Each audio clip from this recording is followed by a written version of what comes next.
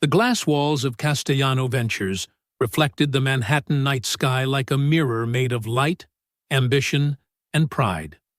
At the center of it all was Diana Castellano, the woman who had built an empire out of sleepless nights, cold numbers, and an unshakable belief that she could not lose. But tonight, everything she believed in was falling apart. It all began with a small red warning flashing on the screen. Then another, and another. Within seconds, every monitor in the office was flooded with error messages. Data breached, accounts erased, financial losses climbing with every heartbeat. The system was collapsing from the inside, right before her eyes. The empire she had spent 15 years building was burning silently. Diana slammed her fist on the mahogany desk. No, impossible. Her breathing came fast, tangled between fear and fury. The merger deal worth $12 billion, set to be signed at dawn, was now nothing but a shattered dream. Each passing minute drained millions of dollars from the system, along with her pride. Outside, the city still glowed. Skyscrapers soared. Streets sparkled. Life went on, indifferent to one woman's despair. Manhattan never stopped. It simply watched, quietly, as those who once thought themselves invincible began to fall. Diana had sent the tech team home hours ago. She couldn't bear another terrified look. She just wanted silence, to be alone with the ashes of the empire she'd built. But then, a small sound broke the stillness. Footsteps, slow, steady. Then the soft squeak of a wheel rolling across the floor. She looked up. A man in a blue janitor uniform was pushing a cleaning cart down the hallway. He stopped at the glass door of her office, startled to find her still there. His light brown hair was slightly tousled. His dark eyes met hers, calm, steady, neither curious nor afraid. Only a strange kind of quiet. Diana forced a bitter smile. Don't worry, you didn't break anything. I'm just sitting here, watching 15 years of my life turn to ashes. He hesitated, then tapped lightly on the glass door. Are you okay? His voice was low and warm, carrying a hint of Brooklyn in its tone that made the question sound genuinely kind. Okay? Diana let out a dry laugh. You tell me. My company just died right in front of me. His eyes flicked over the screens, still flashing red. That's a cyber attack, he said calmly. Diana froze. What did you say? He nodded slightly. I used to work in cybersecurity. Before, life sent me elsewhere. He paused for a second, then added, May I take a look? Diana blinked. The man pushing her cleaning cart had just offered to handle a crisis that her senior engineering team had failed to solve. She almost laughed. But there was no arrogance in his eyes. Only the quiet certainty of someone who had fought chaos before. She silently stepped aside. Go ahead. He sat down. His fingers began flying over the keyboard, fast, precise, practiced, as if he had never left that world. The light caught the name tag on his chest. Jamie Sullivan. Diana asked softly, almost in a whisper. Who are you? Jamie didn't look up. His voice stayed calm, steady. Just someone who refuses to let things die before trying to save them. 6 hours earlier. Diana Castellano stood before the board of directors, her gaze sharp as a razor. Ladies and gentlemen, she said, her voice calm but heavy with authority, the merger with Quantum Industries isn't just a strategic move. It's the leap that will put us at the top of the global tech world. Approving nods rippled around the table. Castellano Ventures, her brainchild, had once started in a cramped apartment, and now it had become a global conglomerate with more than 50,000 employees worldwide. But no one in that room knew that the powerful woman standing before them carried inside her a hollowness that words could barely describe. Diana hadn't built this company on intellect and ambition alone. She had built it out of everything she'd lost. 15 years ago, when Castellano Ventures was still just an idea, she missed her mother's birthday because of a meeting. When her mother fell ill, she didn't go home because she was negotiating with investors. And when her mother passed away, she didn't get to say goodbye, because at that moment she was in Singapore, signing a contract she thought would secure her future for life. Success always has its price, she often told herself. But tonight, she would begin to wonder whether that price had been too high. After the meeting, Diana returned to her office. The golden lights reflected on the marble floor, her shadow stretching long and silent. Stephanie Kim, the young chief technology officer, was waiting with an iPad in hand, her expression tense. "Diana, I need you to see this," she said, fingers swiping quickly across the screen. "What is it?" Diana frowned. "Some unusual activity in the system." "I'm not sure, but it seems like someone might be probing our internal network." Diana closed her eyes for a moment, inhaled deeply, then spoke in a cool, detached tone. "Strengthen the firewalls. We're about to close the biggest deal in the company's history. I don't want a single mistake, not even a small one." "Yes, ma'am," Stephanie nodded, though unease still lingered in her eyes. Diana didn't know. That was the very last moment she could have stopped the nightmare that was coming. At the same time, in another corner of the building, Jamie Sullivan was pushing his cleaning cart down the 12th floor hallway. The earphones in his ears were playing a podcast about Python programming. His blue uniform had faded after hundreds of washes. The same hands that had once written lines of code worth millions of dollars now held only a mop and a rag. But Jamie had no regrets. He glanced at the old watch on his wrist. 8 p.m., only one more hour left in his shift. Then he'd go home to Ruby. Ruby, the 7-year-old girl with big, bright eyes just like her mother's. The mother who had passed away when Ruby was only 6 months old, leaving Jamie with a tiny baby and a mountain of medical debt. He had once been a brilliant software engineer at a leading cybersecurity firm. He'd had everything: a high salary, reputation, and a promising future. But when his wife was diagnosed with cancer, everything collapsed. He quit his job to care for her. The savings ran dry, the insurance wasn't enough, and after 3 years of hopeless battle, she died. Jamie was left alone, with a daughter and a foggy future. No company wanted to hire a rusted engineer who had been out of the field for 3 years. In the tech world, 3 years away might as well be 30. So Jamie did the only thing he could. He became a janitor. By day, he mopped floors, emptied trash bins, scrubbed restrooms. By night, when Ruby was asleep, he opened his old laptop, reading documentation and learning new programming languages just to keep his mind from rusting. He still dreamed of returning to his old profession someday. But for now, the most important thing to him wasn't glory. It was being there for Ruby, the only person he had left. He remembered his daughter's question from the week before. "Daddy, why don't you work with computers like the other people?" He bent down, pulling her into his arms. "Because I want to spend more time with you, Ruby." Working with computers sometimes takes away the most precious time we have. Ruby looked up, eyes wide. "But you're really good, Daddy. I saw you fix my laptop in just 5 minutes." Jamie laughed softly, brushing her hair. "I'll always be here with you, no matter what I do. That's what really matters." But tonight, as he stepped into Diana Castellano's office and saw the screens in chaos, the data flashing wildly like madness, something inside him stirred. The part of him that once lived for passion, that once believed in his own skill, suddenly awakened.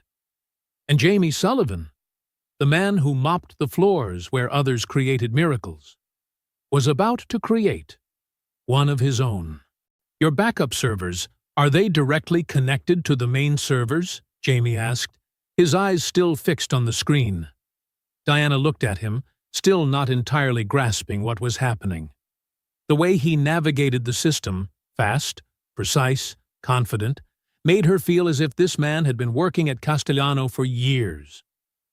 No, she replied hoarsely. They operate independently. Jamie nodded. Good. That's your miracle right there. He began typing long lines of code, the characters racing across the screen like a rushing symphony. The flood of errors that had filled the monitors moments ago gradually shifted in color. Folders began to reappear. Data was being restored piece by piece. For the first time that long night, Diana felt a faint spark of hope rise in her chest. I need full access, Jamie said, his voice low but steady. Diana hesitated for a second, then pulled the MasterCard from her wallet and placed it on the desk. You have it now.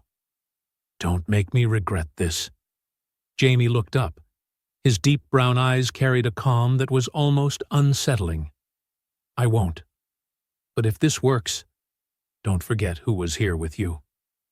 That quiet confidence made Diana smile, even in the midst of crisis. All right then, silent hero.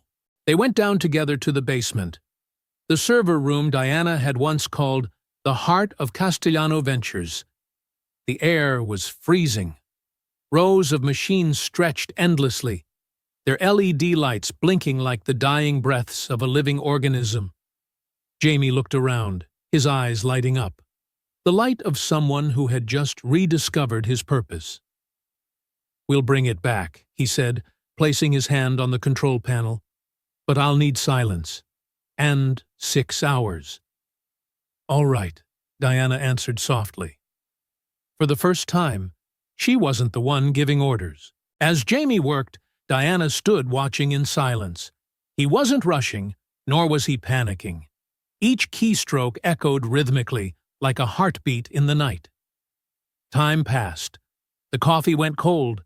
The air thickened with tension and hope. 3 in the morning. The screen suddenly changed color. The red alerts flickered, then vanished completely. One folder appeared, then another, then all of them. The system began rebooting. Diana leaned forward, unable to believe her eyes. Wait, is this real? Jamie leaned back in the chair, a tired but proud smile spreading across his face. Your empire's breathing again, Ms. Castellano. It just needed a little artificial respiration. Diana laughed.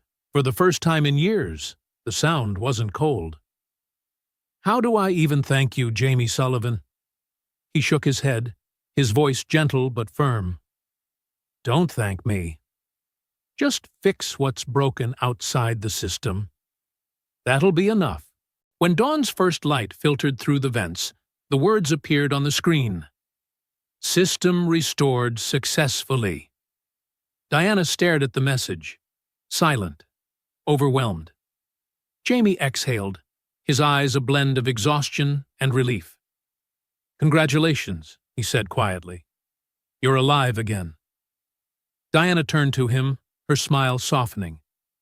No, we're alive again.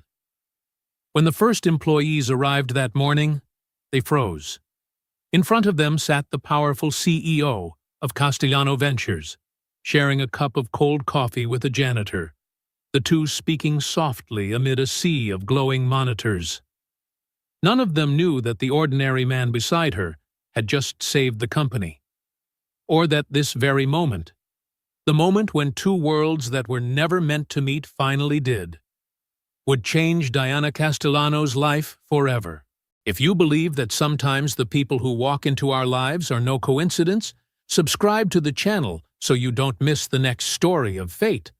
And tell me, If a stranger appeared just when you'd lost everything, would that be a second chance? Or a test from destiny? The next morning, the atmosphere inside Castellano Ventures felt unlike anything Diana had ever experienced. People whispered as she passed by. No one knew exactly what had happened overnight, only that something monumental had changed. The servers were alive again. The data had been restored. The company had escaped death by an inch. And all of it, thanks to a man no one had ever bothered to look at twice. That morning, Diana summoned the senior management team to the conference room. Sunlight poured through the glass walls, reflecting off her calm face. "I want to introduce someone," she said, her voice steady but echoing through the room. "This is Jamie Sullivan. If it weren't for him, we probably wouldn't be sitting here this morning." The room fell silent. The man standing beside her, still in the same blue uniform from the night before, bowed slightly, his hands clasped in front of him. No one spoke, but their eyes said it all. Doubt, astonishment, and a hint of disbelief. Stephanie Kim, the chief technology officer, folded her arms, her tone firm. "You're saying a janitor managed to fix a system that our entire tech department couldn't?" Diana didn't flinch. "That's exactly what I said, Stephanie." She met her gaze. "Starting today, Jamie will lead our new cybersecurity division. He'll report directly to me." The room buzzed with murmurs. Stephanie bit her lip, struggling to stay composed, though her frustration was written all over her face. She didn't argue, not in front of the board, and not in front of the woman once believed to be never wrong. When the meeting ended, Stephanie followed Diana down the hallway. "You're making a mistake," she said, her voice low but brimming with anger. "You're putting your trust in someone you barely know." Diana stopped and turned. Her gaze was cool, not cruel, filled with quiet certainty. "I know what I saw, Stephanie. And I know when someone can do what others only talk about." She paused for a beat. "Jamie saved this company, and I trust him." Then she walked away, leaving Stephanie frozen in the hallway, her mind swirling with questions she didn't dare to voice. That afternoon, Jamie returned to the building. No longer a janitor, no longer pushing a cleaning cart. His new employee badge gleamed as the elevator doors closed behind him. Those who had once walked past him without a glance now stepped aside. But even as he appeared calm, Jamie knew. Every pair of eyes was on him, waiting to see if he would stumble. Diana was waiting for him on the top floor, beside the tall glass window overlooking the city. "Ready for round 2?" she asked, a rare, faint smile softening the face that had always been stern. "Always ready," Jamie replied, his voice low and steady. She led him down the sunlit corridor and stopped at a small room beside her office. "Everything you need is here," Diana said. "I want you to start from scratch. Rebuild Castellano's cybersecurity system." Jamie nodded, his gaze gentle. "You don't need to thank me. Just don't lose faith when things get hard." Diana smiled, genuinely, perhaps for the first time. "I've already learned that. From you." But there was one thing Diana still didn't know. The truth about the man who had just saved her company. That night, when Jamie returned to his small apartment in West Village, a pair of tiny footsteps came running from inside. "Daddy!" Ruby threw herself into his arms, her hair loose and smelling faintly of baby shampoo. Jamie knelt down, holding her tight, feeling her warm little breaths against his neck. "Hey, Princess. What did you learn today?" Ruby proudly held up a drawing. "Teacher taught us about the planets. I drew Mars. See, it's bright red." Jamie smiled, eyes filled with pride. "It's beautiful. My girl's the best in the world." The apartment was small, peeling paint, old furniture, but every corner breathed love and resilience. Drawings taped to the walls, a few children's books, Ruby's teddy bear she hugged every night. This wasn't the life Jamie had once dreamed of, but it was the life he had chosen to keep. "Daddy," Ruby hesitated, her voice small. "Today my friends asked what you do for work. I didn't know what to say." Jamie paused, then knelt down so their eyes met. "Listen to me, sweetheart. I do a very important job. I help people keep their workplaces clean and safe. There's nothing to be ashamed of." Ruby pressed her lips together. "But I heard you talking to Miss Laura. You said you used to work with computers. Why don't you do that anymore?" The question sliced deep, small but sharp. Jamie was silent for a few seconds, then said softly, "Because when your mom got sick, I had to stay home to take care of her. And after she was gone, I needed a job that let me be with you more. Computers can wait." "But you can't." Ruby wrapped her arms around his neck and whispered, "I love you, Daddy." Jamie held her tight. "I love you too. Always." When Ruby was asleep, the apartment sank into quiet. Jamie sat alone under the desk lamp, staring at the old laptop before him.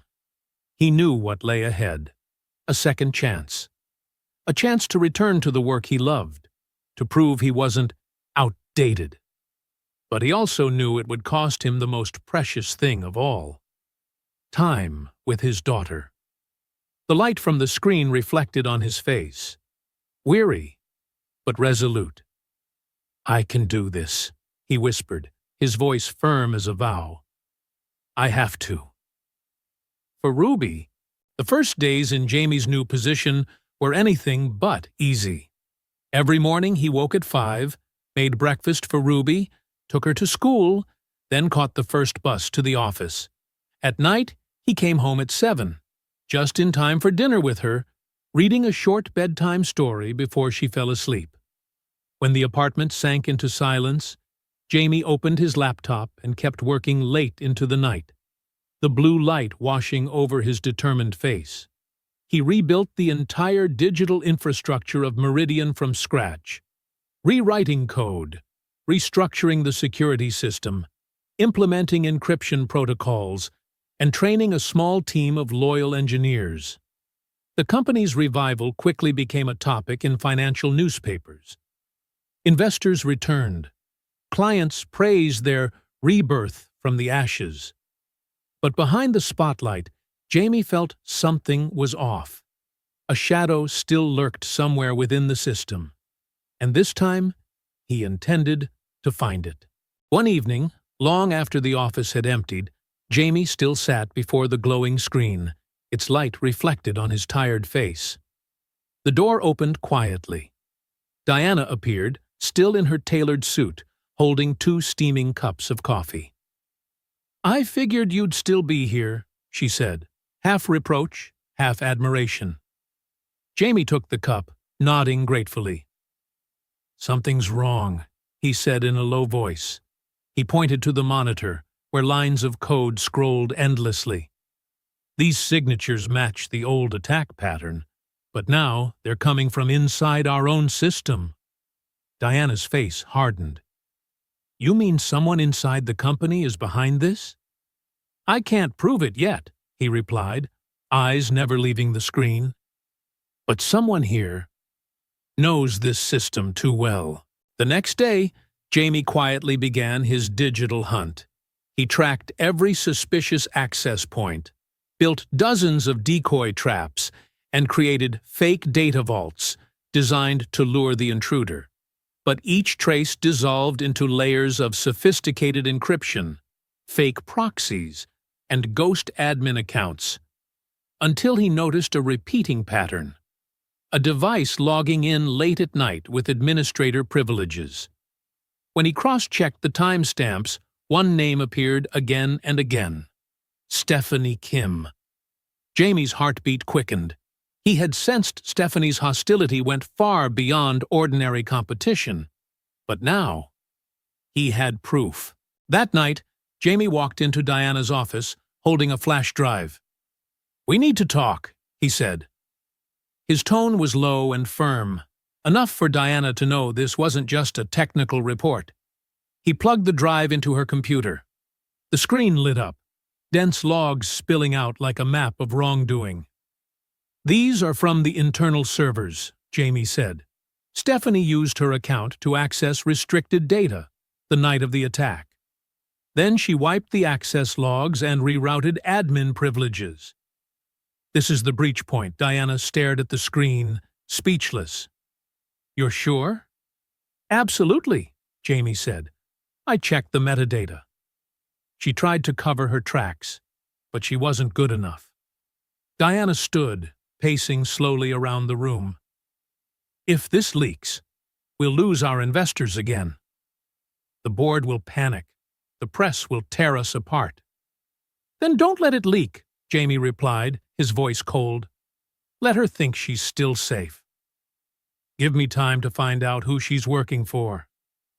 Diana stopped, looking at him, her eyes a mix of admiration and concern. "That's dangerous, Jamie." He gave a faint smile. "Trusting me that first night was dangerous too." "But you did." In the days that followed, Jamie entered a silent cat-and-mouse game. He secretly monitored Stephanie's every move, setting up honeypot systems that mimicked the company's most sensitive databases. Each time she typed a command, he learned a little more about how she operated. He barely slept. Each night was a mental duel between an engineer and a traitor. The deeper he dug, the clearer it became. Stephanie wasn't acting alone. Someone else, powerful, dangerous, was pulling the strings. Late one night, as Jamie was packing up to leave, his phone vibrated. A text from an unknown number. "Stop digging, or you'll regret it." Jamie froze. His reflection in the glass window stared back, calm but defiant. He took a screenshot, sent it to Diana, and locked his phone. Seconds later, she called. Her voice was sharp and quick. "Are you all right?" "I'm fine," he said, "but this proves we're getting close." Diana exhaled slowly. "Then we need to get ahead of them." The next morning, Jamie arrived early. As he stepped into the parking lot, something caught his eye. A small black device lying beneath his car's bumper. He crouched down, a GPS tracker. His chest tightened. Someone was watching him, knew where he went, where he lived. And worst of all, they knew about Ruby. For the first time, Jamie felt real fear. He could face any danger meant for him. But if his daughter was threatened, that was a line no one could cross. He brought the device to Diana's office. She looked at it, horrified. "We have to call the police." "Not yet," Jamie said, his voice steely. "If we do, they'll vanish. Let them think I don't know." "You're turning this into a trap," Diana realized. He nodded. "Exactly." She looked at him, her voice lowering. "Jamie, you have a daughter. What if something happens to you?" "Nothing will," he said, though his voice trembled slightly. "I'll be careful. But we can't let them get away." That night, the building was silent. Jamie sat at his desk, pretending to focus on a fake data file. Diana waited in her office, lights off, the only glow coming from the faint blue hue of the corridor. The air was thick with tension. 11:40 p.m. The security camera flickered. A shadow appeared. The door creaked open. Stephanie Kim stepped in, holding a folder, her voice far too calm to be casual. "Working late again, Jamie?" "As always," he replied without turning. "You've made quite a name for yourself," she said, approaching. "The boss's favorite." "I'm just doing my job." "Funny," she sneered. Your job seems to involve snooping into mine." She reached for the mouse. "Don't touch that," Jamie said quietly, his tone calm but sharp as a blade. At that very moment, the lights snapped on. Diana stepped out of the shadows, eyes unwavering. "It's over, Stephanie." Stephanie froze, her eyes darting back and forth between them. Confused, trembling, yet still holding a defiant edge. "You think you understand what's happening here?" she burst out, her voice edged with a dry laugh. "You don't understand anything." Diana stepped forward, her tone calm but firm. "Then explain it to us, Stephanie." She laughed, a bitter, broken sound. "Castellano sold its soul long ago, to people who only care about profit, who don't mind what burns down as long as they make money. You're all just pawns. And sooner or later, you'll see." Jamie stood still, watching her closely. "You're talking about neuroline systems, aren't you?" The silence that followed was louder than any confession. "They paid you to sabotage us," Diana said, her voice dropping to a cold whisper. "Sabotage?" Stephanie smirked. "No, I call it exposure. And one day, you'll understand." She shoved the folder against Diana's chest and turned sharply to leave. Her heels clicked sharply against the floor. "Stephanie!" Jamie called. But she didn't stop. By the time security arrived, the elevator was empty. The surveillance feed flickered for a few seconds, then went black. Jamie slammed his hand on the desk, his voice caught in his throat. "She knows how to disable the data feed." Diana exhaled, staring at the blank screen. "We'll find her. We have to." At dawn, after nearly 10 hours without sleep, Jamie traced the first lead. Buried deep within layers of encrypted code, he found a series of anonymous transactions, all routed to a shell company in California. He looked up at Diana, his voice rough but steady. "This goes beyond Stephanie. Neuroline's been buying people inside our company, maybe even the board. They're trying to take us down from the inside." Diana rubbed her temples, her eyes weary but clear. "So, what do we do now?" "Expose them," Jamie said, each word heavy with resolve. "But on our terms." Diana stared at him for a long moment. "You realize this could destroy both of us, right?" Jamie gave a faint smile, his eyes unwavering. "Or it could be the way to fix everything." But as Jamie was leaving the office that morning, his phone buzzed. A message from Laura, Ruby's babysitter. "Jamie, there's a strange man standing by the school gate watching Ruby. She's terrified. Please come now." Jamie's chest clenched. He didn't say a word, just grabbed his jacket and bolted out the door. He didn't wait for the elevator, running down 3 flights of stairs, through the lobby, bursting out into the street. When he reached the school, Ruby was sitting in the principal's office, clutching her teddy bear, her eyes red and swollen. "Daddy!" she cried, leaping into his arms. Jamie hugged her tightly, his whole body shaking. "Are you okay? Did anyone hurt you?" Ruby hiccuped between sobs. There was a man, Daddy. He was just standing outside the gate, staring at me. I got so scared." Laura, the middle-aged woman who had cared for Ruby since she was a baby, placed a hand on Jamie's shoulder. "I called security." He ran off. "But Jamie, what's going on?" Jamie looked down at his daughter, her tiny eyes still glistening with tears. In that moment, he saw it clearly, how terribly wrong he had been. He thought he could protect Ruby by keeping his 2 worlds separate. But now, his work had dragged his little girl into danger. "Laura," he said, his voice low but firm, "I need you to keep Ruby at your place for a few days. Don't go out. I'll explain later." Laura frowned, worried. "Jamie, are you in trouble?" "No," he said, though his eyes told another story. I just need to make sure my daughter's safe." That afternoon, Jamie stayed home with Ruby. He cooked her favorite spaghetti, watched cartoons with her, read her a bedtime story. But his mind was elsewhere, in the darkness closing in around them. When Ruby finally drifted to sleep, her small face lay bathed in the soft light, peaceful to the point of heartbreak. Jamie sat there for a long time, remembering the day she was born, remembering the promise he'd made to his wife in that hospital room. "Don't worry. I'll protect our daughter, no matter what it costs." Now, in his hunger to prove himself, in his belief that he could control everything, he had put Ruby in harm's way. His phone buzzed. Diana's name lit up. "Jamie, where are you? We need—" "I can't," he interrupted, his voice breaking.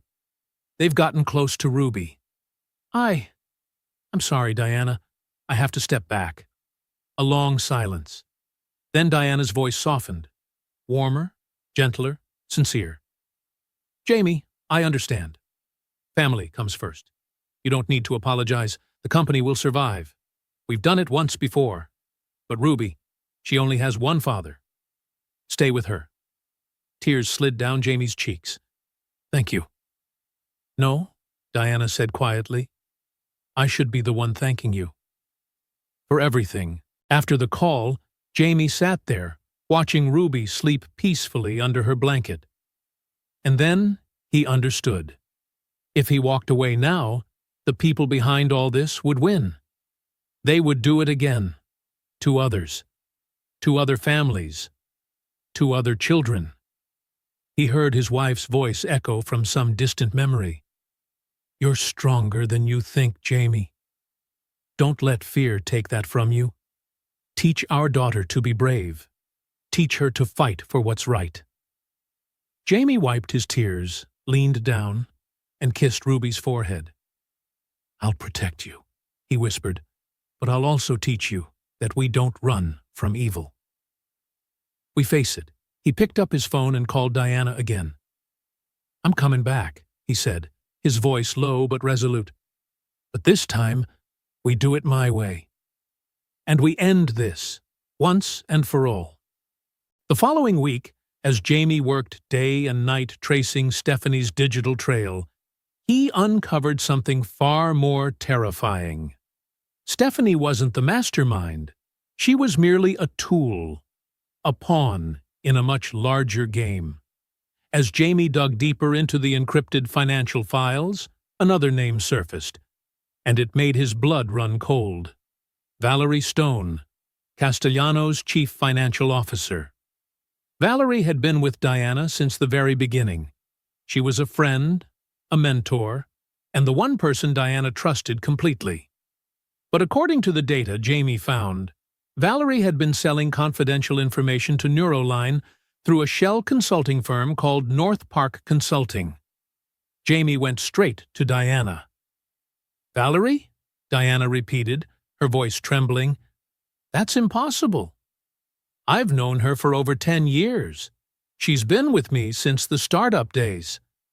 "That's exactly what makes it dangerous," Jamie said slowly. "No one ever doubts loyalty until loyalty becomes betrayal." Diana sank into her chair, as if her legs could no longer hold her. "Why?" she whispered. "I gave her everything. Power, money, respect." Jamie looked at her, his voice lowering. "Sometimes people don't betray because they lack something. They betray because they feel unseen." Diana lifted her head, pain filling her eyes. "But I did see her." "Did you really?" Jamie asked quietly but directly. "Or did you only see her role?" The question cut deep. Diana fell silent, and in that moment, she realized she had done the same to Jamie. Once, she had seen him as nothing but a janitor, until he saved the entire company. Finally, she drew a deep breath. "We need proof. Solid proof. No mistakes." Jamie nodded. "I'll set a trap. But this time, we have to be extremely careful. Over the next 3 days, Jamie built a flawless digital honeypot, an isolated server that perfectly mimicked Castellano's financial infrastructure, filled with fake data and hidden trackers. Every detail was so convincing, it bordered on perfection. On the 4th night, the trap was sprung. An intrusion alert flashed on his screen. Someone was accessing Castellano's system. Jamie stared at the monitor, his pulse racing. "I have the location," he said quickly into the phone. "The signal's coming from an office in Manhattan." Diana's reply was short and sharp. "We end this tonight." They drove through the deserted city streets, the lights reflecting off the windshield like a pulsing heartbeat. Neither spoke. The silence between them was taut, stretched thin, ready to snap. The building appeared ahead, a glowing block of glass against the dark. Jamie hooked his laptop into the building's internal network right from the lobby, his fingers flying across the keyboard. "Valerie's logging in from the top floor," he said. Diana clenched her fists. "Let's go." "No," Jamie stopped her. "We do this together." They found Valerie in a corner office, calm, composed, almost eerily serene, as if she'd known they would come. "Diana," Valerie said softly, "you shouldn't be here." Diana stepped forward, fury burning in her eyes. "You sold us out. You sold me out." Valerie smiled faintly, her gaze tinged with pity. "Is that what you think? That I'd destroy something that wasn't already rotten?" "What are you talking about?" "Neuroline gave me freedom," Valerie said slowly. "Something you never did." "Freedom doesn't come from betrayal," Jamie said, his voice calm but cutting. Valerie turned to him, her eyes sharp as steel. "And you, Mr. Sullivan, Castellano's hero. Do you really think you're anything more than another pawn? When this is over, they'll forget you ever existed." Jamie's reply was quiet, but solid as stone. "Maybe, but at least I'll know I fought for something that mattered." He pressed a key on his laptop. Valerie's screen froze instantly, red warnings flashing across the monitors. "Everything you've done has been recorded," Jamie said softly. "In a few minutes, the authorities will have all the evidence." For the first time, Valerie's composure faltered. She drew in a breath, her voice barely a whisper. "You think it ends here? There are people far more powerful than you can imagine." "Maybe," Diana said, her gaze unwavering. "But tonight, it ends with you." Minutes later, federal agents entered, led by Diana's legal counsel. Valerie didn't resist. As they cuffed her and escorted her out, she looked back at Jamie, that faint, cryptic smile still lingering at the corner of her lips. "Enjoy your victory while it lasts," she murmured. "Heroes always fall the hardest." The next morning, the news exploded across every major headline. Castellano Ventures CFO arrested for corporate espionage, linked to Neuroline Systems. The entire financial world was in shock. Investors held their breath, waiting to see whether Diana Castellano's empire would crumble or rise again. But then, something no one expected happened. Instead of turning their backs on her, the public rallied behind Diana. They saw how she faced betrayal, not with denial or blame, but with transparency and courage. Within 24 hours, Castellano Ventures' stock value skyrocketed. A crisis that could have destroyed the company had instead become the foundation for a new beginning. But for Jamie, the victory was far from sweet. In the weeks following Valerie's arrest, he returned to his usual rhythm. Still arrived at the office on time. Still spent long hours at his desk, building the strongest cybersecurity team in the industry. But every day, at exactly 6 o'clock, he left. No delays, no exceptions. One afternoon, As the clock read 5:45, his office door opened. Diana walked in, 2 cups of coffee in hand. "Heading out early again?" she asked, half teasing, half smiling. "As always," he replied, closing his laptop. Diana sat in the chair across from him, her voice softening. "Jamie, I've never asked you one thing. Why did you give up your career to become a janitor?" He was silent for a moment, then pulled a worn photo from his wallet. It was of a young woman holding a 6-month-old baby, her gentle smile glowing, her eyes bright as candlelight. "This is my wife," he said quietly. "She passed away 3 years ago from cancer." Ruby was 6 months old. Diana fell silent. The light in the room seemed to dim. "I used to be a successful engineer," Jamie continued, "but when she got sick, I realized all the meetings, the contracts, the promotions, none of it meant anything compared to holding the hand of the person you love in a hospital room." "You gave up everything," Diana whispered. Jamie shook his head. "No, I just chose what mattered more." After she was gone, no one wanted to hire a so-called outdated engineer, but they needed cleaners. And that job gave me something tech never could: time with my daughter. Diana swallowed hard. "But now that you're back in your career, you could—" "I won't make the same mistake twice," he interrupted gently but firmly. "Ruby needs me, every night. Not the successful version of me, just me." She looked at him for a long moment, then nodded softly. "You're a wonderful father, Jamie." He smiled, barely above a whisper. "I'm just trying. That's all I can do." A few weeks later, Diana visited Jamie's apartment for the first time. It was small and modest, but filled with life. Ruby's drawings were taped across the walls. Stacks of books covered the table. Toys scattered everywhere. Chaotic, yet strangely warm. Ruby ran out, her hair in a crooked ponytail, eyes wide with curiosity at the unfamiliar woman. "Hello, ma'am," she said politely. "Hello, Ruby," Diana smiled, her eyes soft. "Your dad's told me so much about you." The little girl beamed. "Daddy says you're his boss." "Did you know my dad's really smart?" Diana laughed. "I do. Your dad saved my company." Ruby's jaw dropped, her eyes wide with awe. "Really? Daddy, that's so cool." Jamie flushed, waving her off. "Go do your homework, sweetheart." When Ruby dashed back into her room, Diana looked around the apartment once more, then said quietly, "This is a beautiful home." "It's small," Jamie replied, "but it's ours." Diana smiled gently, her tone softening. "Jamie, I want to make you an offer." He raised an eyebrow, curious. "I want to implement a new policy at Castellano.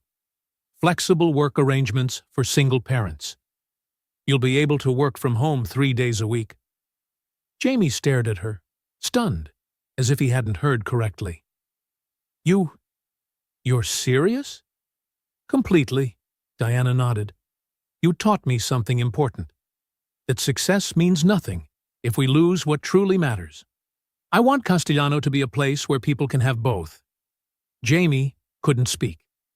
He just nodded, lips trembling, tears glimmering in his eyes.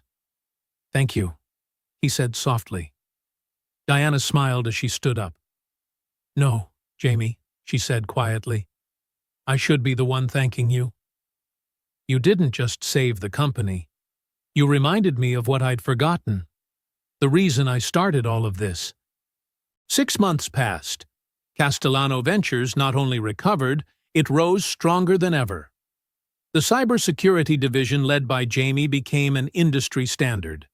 But more importantly, the company had begun to transform under the new policies Diana had introduced after the crisis. She founded the Second Chance Program, an initiative to recruit people society had overlooked, but who carried extraordinary potential and determination. a once homeless engineer. A designer who had served time for a crime he didn't commit.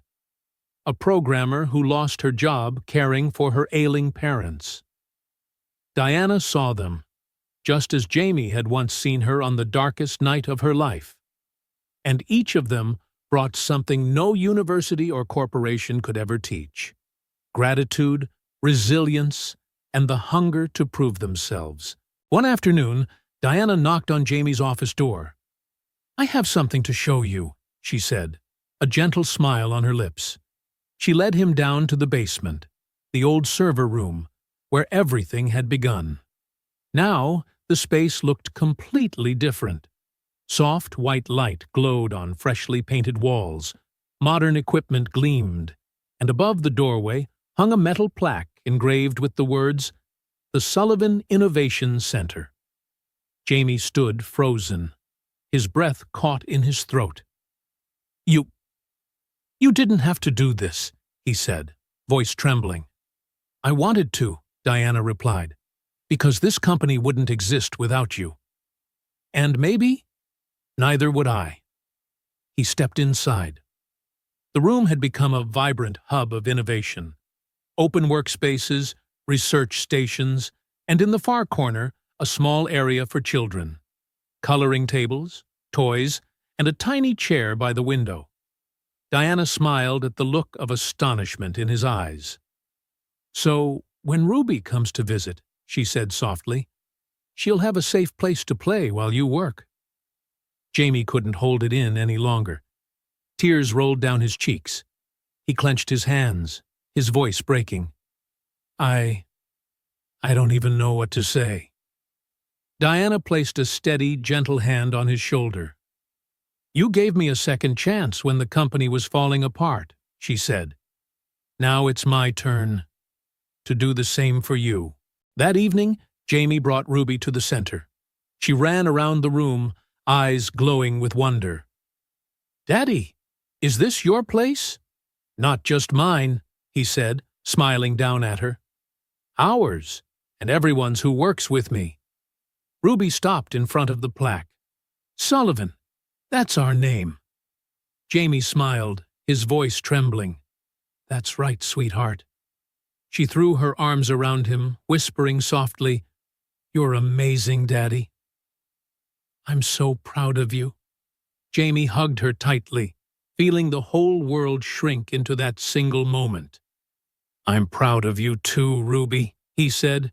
"You're the reason I did all of this."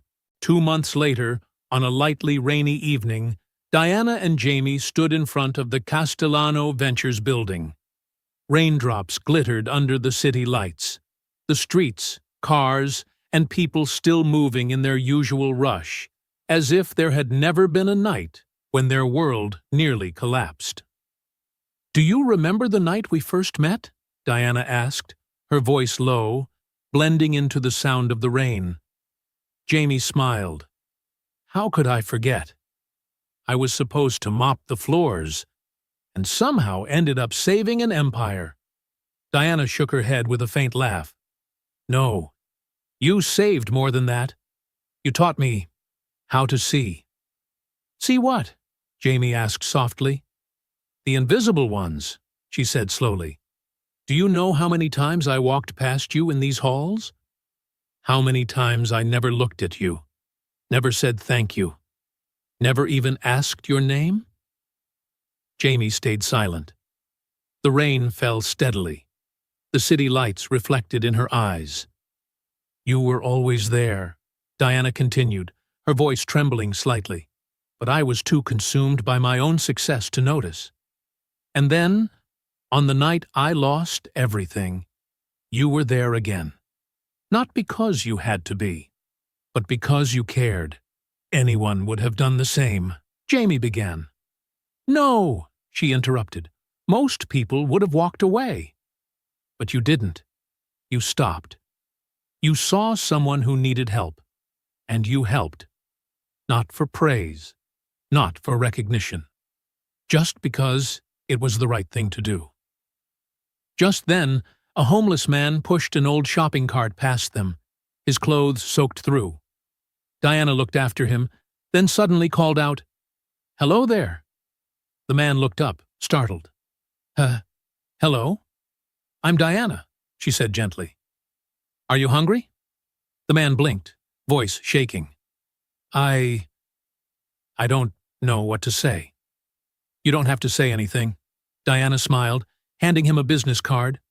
"This is my company's address. We have a program for people who need a new opportunity. If you want to, come see us." He took the card, his hands trembling, tears mixing with the rain. "Thank you. Thank you so much." As the man disappeared into the rain, Jamie turned to her. "You've changed," he said. "No," she replied softly, her gaze distant. "You taught me to see. And now, I can't stop seeing." They found a small cafe nearby to wait out the rain. Raindrops tapped gently on the glass roof above. Diana stirred her coffee slowly, then said in a quiet voice, "Jamie, I've been thinking a lot about Valerie." "About her?" "The night we caught her," Diana said, her eyes unfocused. "She told me, 'You saw him after one night. I was here 15 years, and you never saw me.'" Jamie stayed silent, waiting. "And she was right," Diana admitted. "I never really saw her. I only saw her title, my CFO. I never asked how she was doing, or if she was happy. I took her loyalty for granted." "You can't keep blaming yourself," Jamie murmured. "But I can learn from it," she said firmly. "Valerie was wrong to betray us, but I was wrong too, for not seeing her. Both can be true." Jamie nodded slowly. "So what will you do next?" Diana looked out through the glass, where streetlights blurred in the rain. "I'll keep seeing," she said. "Every person in this company, every person out there. I'll never forget that everyone carries a story, a pain, a dream." A few weeks later, Diana stepped onto the stage of a major international tech conference. Hundreds of CEOs, investors, and journalists sat below, watching her intently. "People ask me," she began, her voice echoing through the microphone, "how Castellano Ventures recovered from the worst crisis in its history." She paused, scanning the room. "They think it was strategy, or technology, or money." Then she smiled, a rare, genuine smile. "But the truth is, we were saved by someone most people never see. A single father, once a janitor, quietly raising his little girl. A brilliant engineer the world had forgotten." The hall fell utterly silent. "Jamie Sullivan taught me the greatest lesson of my life, that the invisible are often the strongest. They're the ones who've been knocked down but still get up. The ones who've lost everything but still give. The ones who don't need the spotlight to do what's right." Her voice trembled slightly. "So I want to leave you all with a challenge. Look, truly look, at the janitor in your building, at the barista downstairs, at the person sleeping on the sidewalk. They're not invisible. We just haven't been seeing them." The audience erupted into a standing ovation. But Diana didn't look toward the front rows filled with tycoons and executives. She looked toward the back of the hall, where Jamie stood with Ruby, their hands clasped, both smiling brightly. The stage lights reflected in their eyes. And in that moment, Diana knew. This was no longer the story of a company. It was the story of people who had finally been seen, 2 years later. The lives of both Jamie and Diana had changed in ways neither of them could have imagined. Castellano Ventures was no longer just a leading technology company. It had become a symbol of humanity. The Second Chance program that Diana had founded had now employed over 500 people once forgotten by society. Reformed ex-convicts, single mothers, engineers who had lost everything to misfortune. They weren't just working. They were finding themselves again. Jamie was no longer the quiet man bowing his head in a blue janitor's uniform. He was now the director of cybersecurity and a mentor to dozens of young employees, people struggling to find balance between career and family. And Ruby, the little girl who once drew a red Mars on a sheet of paper stuck to the fridge, had grown, more mature, confident, and bright.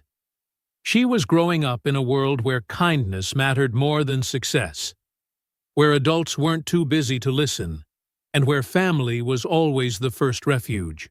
One evening, when the Sullivan Innovation Center was lit only by the warm glow of the last few computer screens, Diana walked in. Ruby sat in the children's corner, coloring her newest drawing. Jamie was at his desk, eyes fixed on streams of code running across the monitor. "Hey," Diana called softly. Jamie looked up, smiling. "Hey there. Coffee or code?" "No, not work this time." She sat down beside him, looking a little uneasy, something rare for a woman who once silenced entire boards of directors with a glance. "You know," she began slowly, "when I founded Castellano, I believed success meant never needing anyone.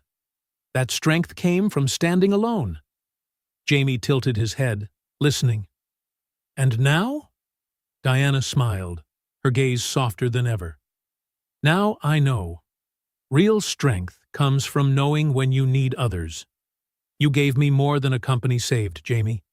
You gave me a lesson in compassion, in truly seeing people." And in caring, Jamie looked at her, warmth in his eyes. "You taught me too, Diana. You taught me that second chances are real, and that the past doesn't define who we are." They sat in silence for a moment. Only the soft sound of Ruby's pencil could be heard from the corner. Diana spoke again, quietly.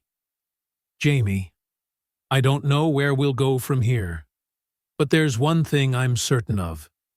She paused, searching for the words. "I want you in my life, not just as a colleague, but as a friend, as family." Jamie met her eyes, smiling.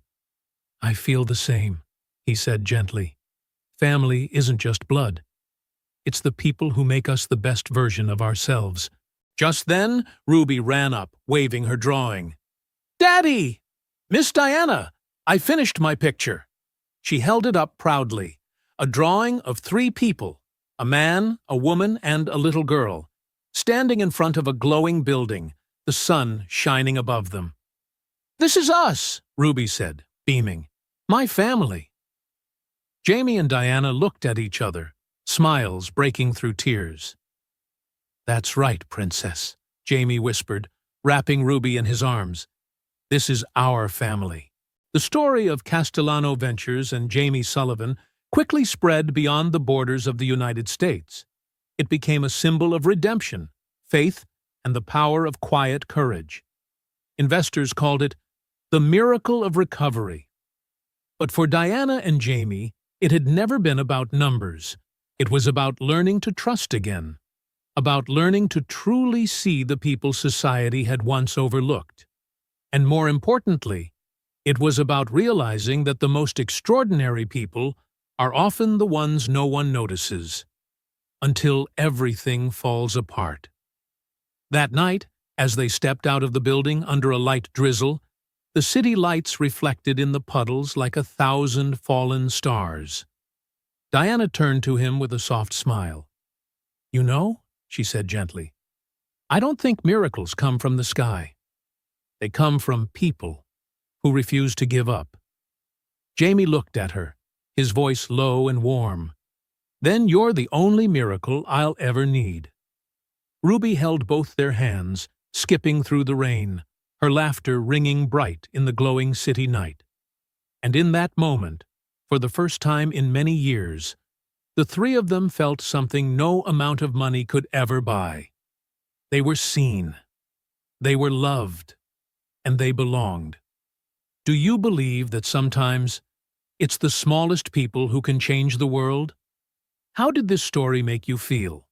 Surprised, moved, or inspired? If you felt something stir in your heart, type 100 in the comments to let me know you too believe in second chances. Tell me where you're watching from, and share this story with someone who needs to be seen. Because sometimes, all it takes is one person who truly sees you to change everything.